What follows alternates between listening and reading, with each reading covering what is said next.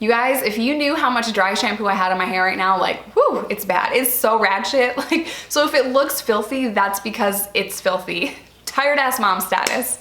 What's up, you guys? Welcome back. My name is Jess. If you are new, be sure to smash that subscribe button before you go. As you can see from today's title, I'm finally filming Baby Daddy Part 2. If you have not seen Part 1, I will link it on the YouTube card up here.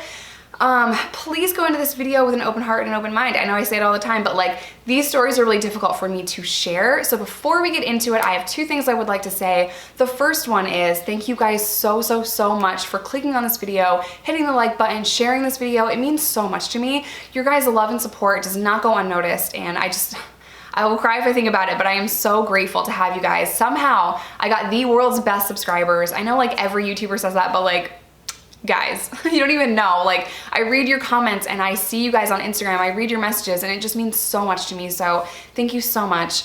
And the second thing I want to say before we get into today's video is my opinion of Baby Daddy is very biased.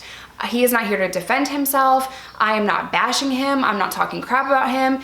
Maybe he is a really good person, but my impression of him was from a long time ago. I only spent 6 months with him over 7 years ago. So I just want you guys to know that the person that I'm describing is an addict.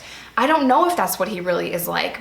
I saw one person, maybe his family sees a completely different person. Maybe he is so much better when he is sober. I don't know. I have no idea. I didn't spend any time around him when he was sober. So when I'm telling you guys these stories, please try to differentiate between the person and the disease, okay? So just had to put that out there. I'm not talking crap. I'm just telling you my experiences. So y'all ready? Let's go ahead and get started.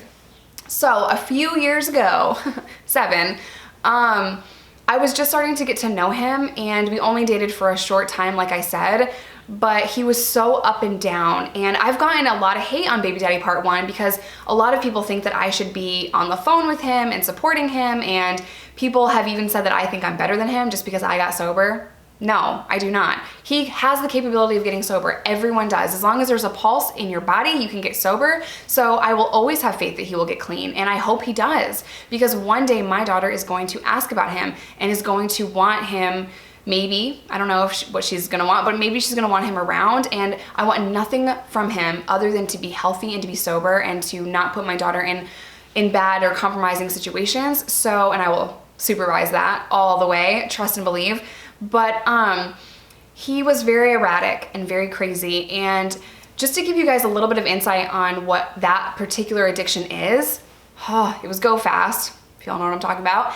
And he would be up for days and days and days. So sleep deprivation on top of his addiction made him crazy. So for example, can't believe I'm sharing this with you guys.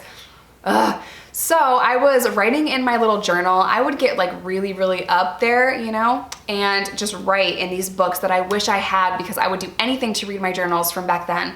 But I would just sit there and write. And that made him so crazy and so paranoid, and he hated it. He could not stand it. He also could not stand that I would take those journals everywhere I went. I'd have a backpack and I would take them with me, because to me, I'm not gonna let anyone else read my thoughts, and that just is like a huge invasion of privacy. So I'd just be writing, right? And one night it was raining. Unpopular opinion, rain is better than sunshine. I love rain. It's so relaxing and it smells good, and I like having the windows open so that we can smell the rain and the wind can come in. I just love it, right? So it was raining one night, and I'm on our bed, and he's in a chair with this little desk over by the bed, and I'm writing in my book, and I decide to open the window, right? And he comes like lunging over, and he's like, bleh! And he like is looking out the window all crazy, and he's like, why'd you do that? Why'd you do that? And I'm like, because it's raining? Like, what? He was just like psycho, right? He's like, the cops are listening. And I'm like, maybe you should take a nap, bro. Like, maybe you should eat a sandwich and take a nap. Like, you're crazy. And I kind of feel bad telling him that, like, you're crazy, you're paranoid, you're crazy, because then when people would say it to me, I'd get so mad, right? Which I didn't even realize until like other situations happened. But I was like, oh my God, relax. Things like that would happen all the time. So he would just get kind of violent about things. So for example, one time we were all chilling, him, me, some other people were all hanging out and smoking. And he's like, can you go get me a bottle of water? And I thought, okay, I guess I'm your maid. And I went to get him a bottle of water, and I set it down, and he's like, take a sip. And I'm like, why? It's like, take a sip of water. I'm like, okay. And I open it and I take a sip. You guys, he was so paranoid that I was going to try to poison him. So even like me going to get him a drink, he was making sure I was taking a drink before he took a drink. Like, it was so insane. And this happened all day, every single day. Every single day there was tons of examples of this, right? So I would just remember like so many times where he would just get so mad at me for the tiniest little things. Like, I opened the window, or I got him a drink of water after he asked me for the water, or I would be taking a shower and I kind of talk to myself. I don't know if that's weird. Like, let me know if you guys talk to yourself, but I kind of talk to myself. Like, if I'm doing my makeup and I mess up and I'm like, oh shit, like, you know, like, you say little things to yourself. I don't know if I'm just like the weirdest person ever, but I do talk to myself a little bit. He would be outside the bathroom door listening to me because he thought I was like wearing a wire and like talking to cops. Like, it was so crazy. So I was just being a normal person, taking a shower, doing my makeup in the bathroom, and he like picked the lock and came storming in. He's like, who are you talking to? And I'm just like, I'm myself taking a shower. I mean, I'm in a towel, standing outside of the shower, putting on a little bit of makeup, and he is like crazy, right? So that's the person that I had to deal with on a daily basis.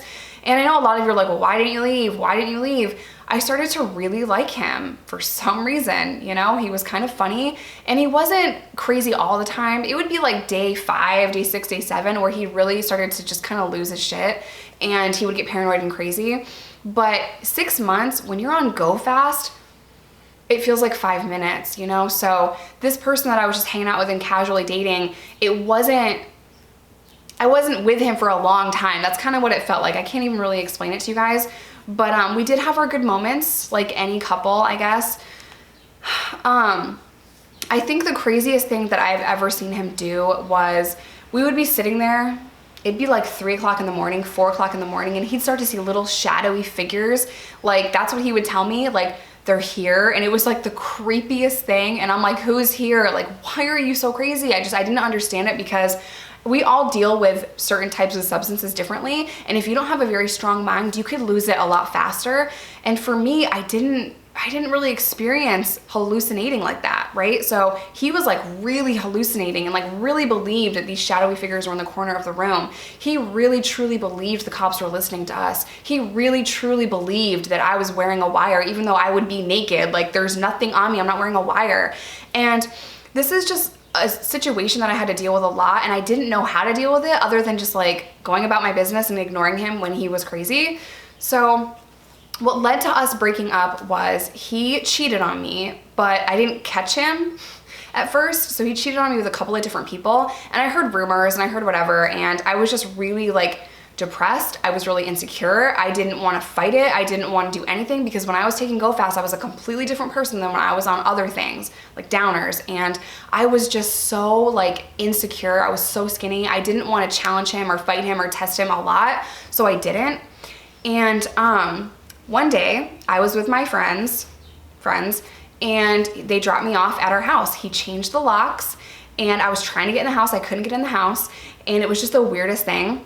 Well, like, these other people were like banging on his window as I'm like trying to get in the front door, and he's like, oh, who you got in there? And I'm like I'm out front and they're on the side of the house.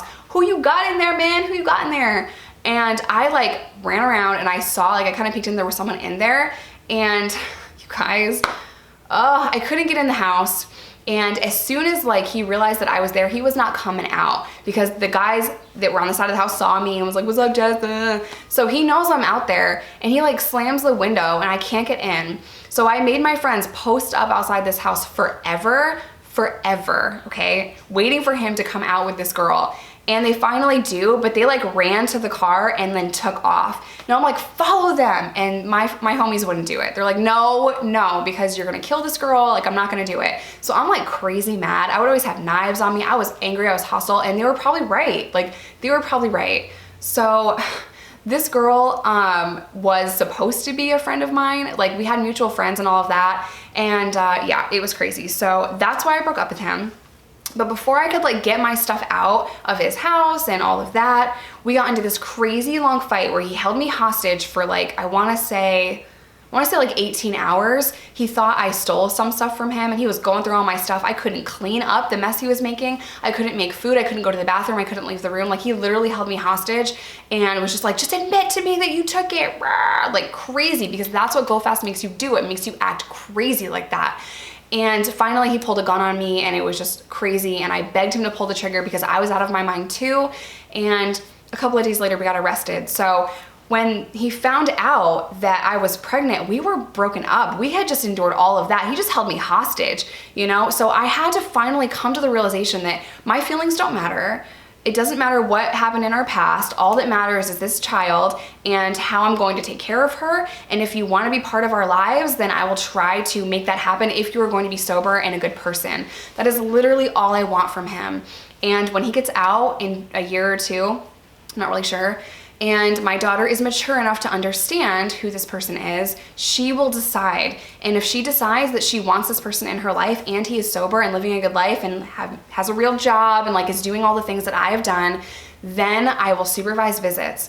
Now, his family does not understand drug addiction, and I think his family doesn't really understand my thoughts on visitation, because my thoughts are I have to supervise. I don't care who else is there. I've seen him. I've seen what he can do. And I've also seen him hide things around the house, and I'll be damned if my daughter gets a hold of something that can hurt her. So I will watch every second, and until we establish trust, that's what it's gonna be like if he gets his stuff together. I don't want child support, I don't want money, I just want him to be a good person, because that little girl deserves a good person in her life. And if he is not gonna be a good person, he is not gonna be in her life, period. And I don't know if this is the right way. I don't know if I'm doing it right. I just know that I have to go with my gut. And if my daughter is not safe and I don't feel in my gut that she is safe, then that is not what's gonna happen. So I hope you guys enjoyed this video. I hope you guys understand a little bit more where I'm coming from when I tell you guys there's just a separation and a distance between me and him because of all of those things. Now, I don't hold grudges. I don't have any hard feelings towards him. It is what it is. It's the past. He has to get out and show me that he's going to be sober. So I just want you guys to understand why I am the way that I am with that and whatever. So if you guys enjoyed this video or you want to see a part 3, and I will like really dive into some other things and tell some other stories, please let me know in the comment section down below. I love you guys, and I will see you in my next video.